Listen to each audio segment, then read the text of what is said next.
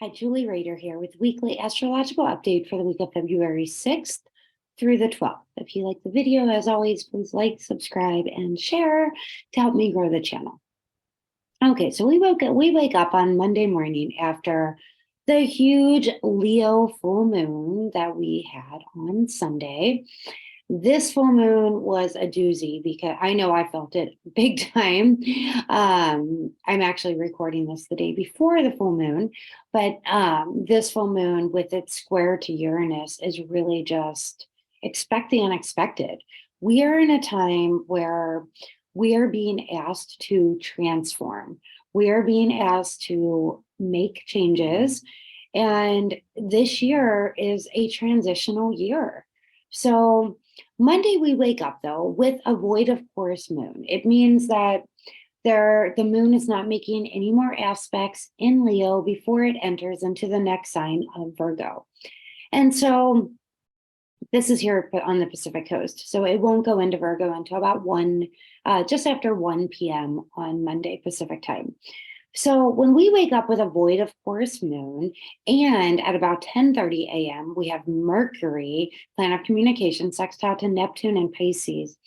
We wake up feeling like it's important that we understand. We might not wake up ready to jump out of bed and tackle our to-do list or go to work and do the things we need to do. We might be feeling like we need a little, like we want to sleep in a little longer. We need a longer meditation. That's the best usage of this energy. Meditate, do something, give yourself a little extra time in the morning, knowing you may not be super pumped up the moment you wake up. So it's good when we know these things. And when the moon's void, of course, it's not a great time to initiate things anyway. So when we wake up, give yourself some grace. And then by after lunch, you will definitely be having more energy. And then the moon's first aspect is this beautiful trine, harmonious aspect to to the North Node in Taurus, which is really about your true north. You will start feeling motivated. Actually, that doesn't happen until Tuesday morning, but you will start feeling a bit more motivation on the moon's day when the moon goes into Virgo. Because when the moon's in Virgo, we want to start organizing things. We want to, we see things in a more grounded way. We're ready to get to work. We're ready to put on our, pull up our bootstraps and do what needs to be done. When we wake up, we're not feeling that way first thing in the morning.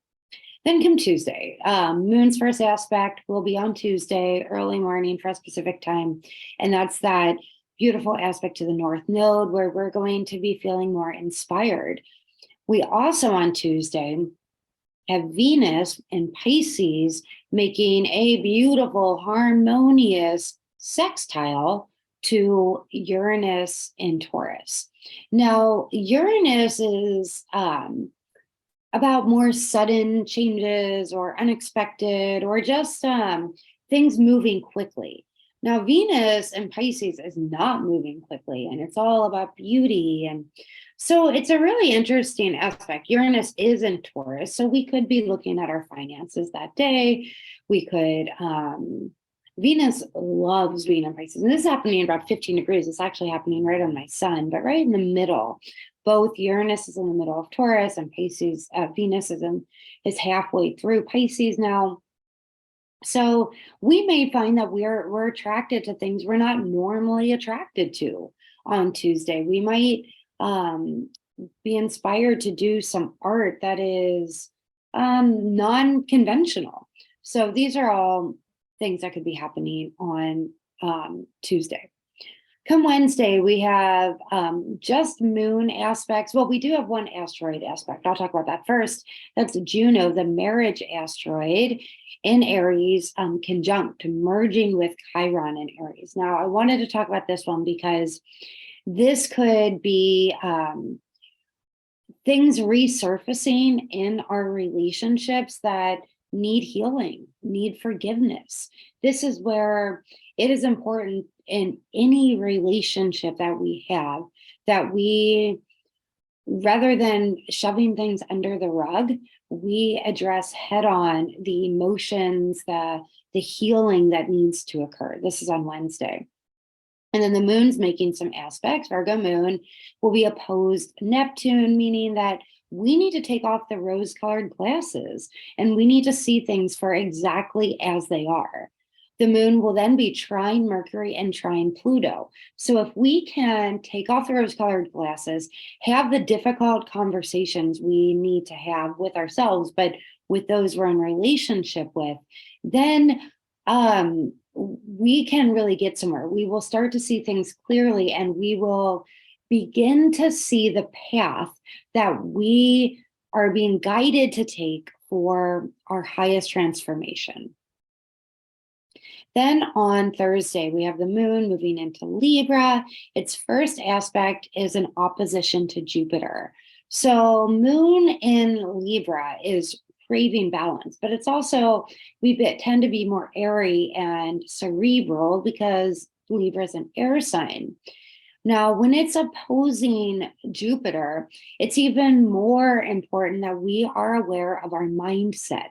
Because if we're in a negative state of mind, we can go down a downward spiral very quickly with an opposition to Jupiter. However, if we can make adjustments to find gratitude in whatever the situation is, to realize that no matter what the circumstance, if we can look and say, okay, why is this happening? Let me look and see what are the opportunities here rather than the obstacles. And if we can shift our mindset on Thursday, then we will, on Jupiter's day, Jupiter will have power on that day, then we will begin to expand the possibilities. On Friday, we have Mercury in Capricorn conjunct Pluto in Capricorn. Now, this is huge because this is Mercury's last aspect before the next day going into Aquarius. And Pluto will not be making many more aspects before it goes into Aquarius as well, which will happen in March. So Mercury and Pluto coming together. Remember that the moon so the things that came to the surface on Wednesday with the moon emotionally making these aspects to Mercury and Pluto will also be coming to the surface. And really, we will be asked to look at what we really need to see clearly. So there have been some things potentially in our lives that we know we need to shift, and it maybe has been very scary. And this week, we are going to be urged to start gathering information, start making the calls, sending the emails, doing the research, and start taking the steps for the necessary change that is scary, yet transformative. Friday, this will become really evident as well. Pretty much all week. When we have these aspects, it's not like the moon aspect, yes, we feel mainly that day. But these other aspects, these are the days that they peak, but we feel them as they're approaching and even after they've happened. So these kind of aspects we're feeling all week. We're really being urged to make some changes and to gather the information, because come March, we will be perhaps pushed out of the nest and asked to find our wings. Then on Saturday, we have Mercury moving into Aquarius. So Mercury in Aquarius it's going to be important that we capture on paper or in our notes on our phone or whatever these ideas that we're getting, because Mercury in Aquarius is really a bit of a genius aspect, but it's these ideas that fly in and we will lose them as fast as they come if we don't write them down. So this happens on Saturday. Mercury will be in Aquarius for the next few weeks. And then the moon's last aspect will be in Libra will be a square to Pluto. So remember, we've got Pluto and Mercury are really the big players this week. We have other planets in the mix too, Venus, Uranus, Neptune. They're all making some aspects, but Mercury and Pluto are the ones that we are seeing over and over and over again. So gaining clarity, communicating, gathering information, doing the research, being ready for big transformation, death and rebirth. What do we need to let fade away so that new growth can come? This is time of the year where in the next few weeks, we'll start seeing the wildflowers come up and all the spring growth that will be coming within the next month, no matter where, well, depending where you are. So where are we allowing new growth in our lives? We also have big aspect on Saturday is Mars and Gemini making a sextile to Chiron and Aries. So Chiron again, so Chiron's coming up again. It was conjunct, it was, what was the Chiron aspect earlier? We had in the week, oh yeah, Juno, the marriage or in partnership asteroid. Now we have Chiron sextiling Mars. So we are being inspired and asked to do the healing work we need to do. Transformation can be, it can feel like a struggle. So we need to allow ourselves some healing grace within it. And Saturday is a great day for that. Then the moon will move into Scorpio. Its first aspect will be a square to Mercury and then an opposition to the North Node. Saturday is not necessarily an easy day. Saturday, looking at it, may be one of the more challenging days of the week.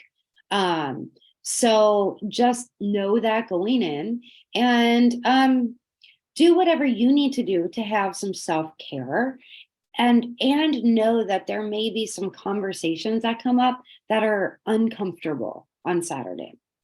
Then comes Sunday, we have Mercury again in Aquarius making a sextile, beautiful aspect to Vesta in Aries. Vesta is what are you invested in? And it's also the asteroid of home and heart, the goddess of the home. So you might be looking at what are your intentions? Where are you investing your time and energy? How do you feel about the home that you're in? All of these things could start to come to the surface on Sunday. So overall, this is a week where we're being asked to really take off the rose-colored glasses, to take a good hard look at our life. There might be some surprises that come in. Well, they've probably already come in with this Leo full moon. And we are being asked to pull ourselves out of being in shock and now start to do the research, start to gather information, make pros and cons lists, do whatever you need to do, declutter. We're now on the waning phase of the moon, so that you can get ready for the big shift in your life that is about to happen. Thanks for watching, and I'll see you in the next video.